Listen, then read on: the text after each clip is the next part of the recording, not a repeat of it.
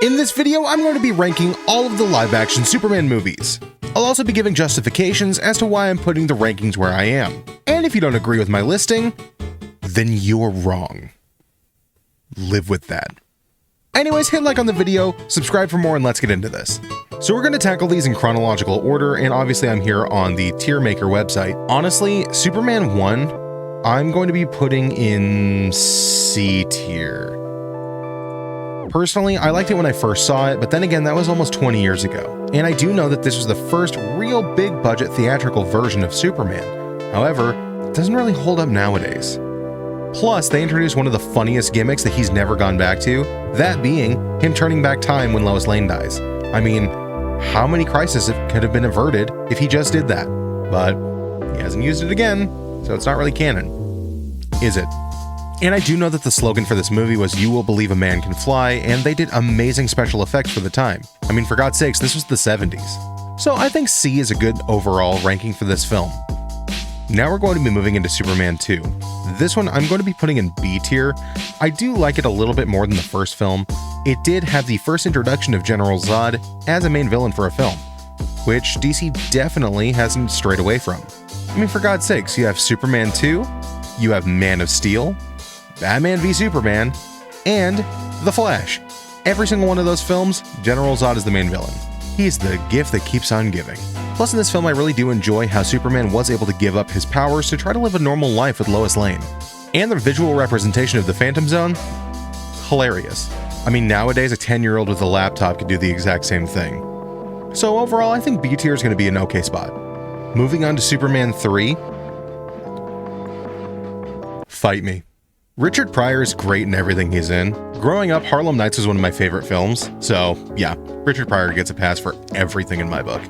Plus, the way he was able to become a multimillionaire in this film, considering he basically just walked off the street. Perfection.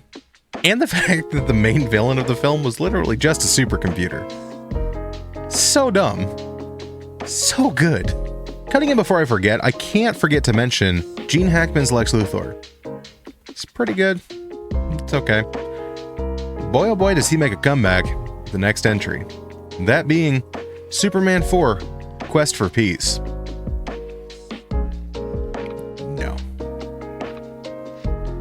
No. This is the beginning of what I like to call commie Superman, really moving away from truth, justice, and the American way. And don't get me wrong, I'm completely fine for him wanting to denuclearize the world. And let's be completely honest here, this is where we get one of the greatest characters ever introduced in a Superman film, being John Cryer as Lex Luthor's nephew, pictured here. I mean, it's just great. But realistically, it's not a great film. Now, I know some people might not actually count this in the Christopher Reeves Superman universe, but I absolutely am. That's going to be Superman Returns. And for Superman Returns, what'd you expect? I mean, Superman never throws a punch. Yeah, the scene where he gets shot in the eye with a bullet is pretty cool. I mean, they spoiled that in the trailers, but whatever. The one thing I can give to this film is the actor who played Lex Luthor really went method, and he ended up becoming a supervillain in real life. There's Kevin Spacey right there. And besides known predator Kevin Spacey, the other villain is an island of kryptonite. That's dumb. Yeah, so I mean, for that alone, I'm just going to put this in F tier. If anybody disagrees with that, that's fine. Just let me know in the comments down below. Moving on to the more modern Superman, which is kind of crazy to say considering that Henry Cavill was cast as Superman 10 years ago. We have Man of Steel. Now, I've gone back and forth with Man of Steel a lot, and honestly, I'm going to put this in a solid C tier. This may be a little concerning to people, especially the hardcore Snyder fans, but I wasn't a huge fan of how Superman was portrayed in it.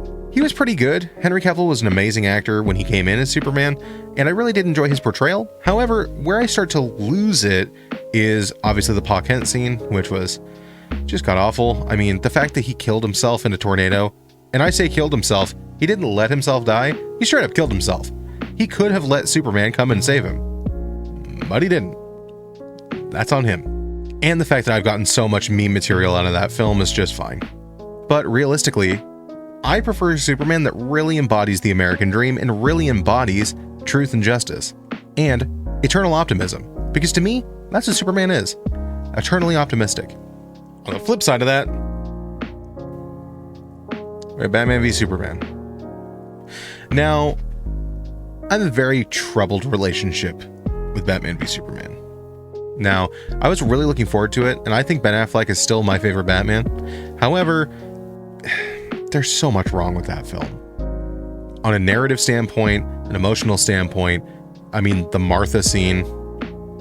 But what really puts it in D tier to me is the fact that they tried to do so much in one film.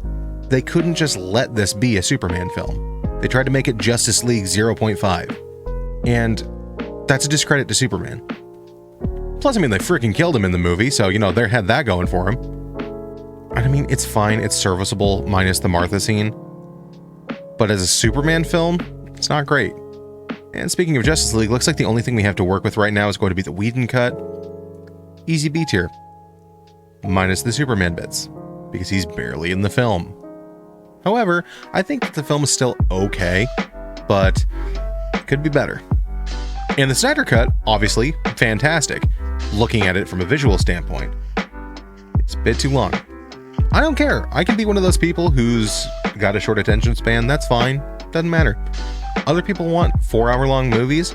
All power to them. But for me personally, they could have cut out a lot. It's really what I appreciate about the Whedon cut is because it is a lot shorter and more concise, so they're not having to waste too much time. It sacrificed a lot for it, but it was okay. Obviously, this list is going to change some once we get David Cornsweet's version of Superman in Superman Legacy, but probably gonna have to wait a couple of years for that. I know that it currently is slated to come out in 2025. However, with the Writers Guild and the Film Actors Guild strike, what are they gonna do? They can't do anything right now. So, I mean, all the other departments can work on pre-production, but they're not going to be able to really do anything and put anything to film until this is resolved. So, guess we're just gonna sit on our hands and wait. What do you think about this? Do you agree with any of the entrances on my list? Keep in mind, this is just my opinion, and yours can differ, and that's fine. I mean, we live in a world where nobody gets along all of the time, and that's fine. But keep in mind, if you don't agree with my list, you're wrong. Comment down below, let me know if you agree or not. Don't forget to leave a like on the video and subscribe for more. And as always, I'll catch you in the next one.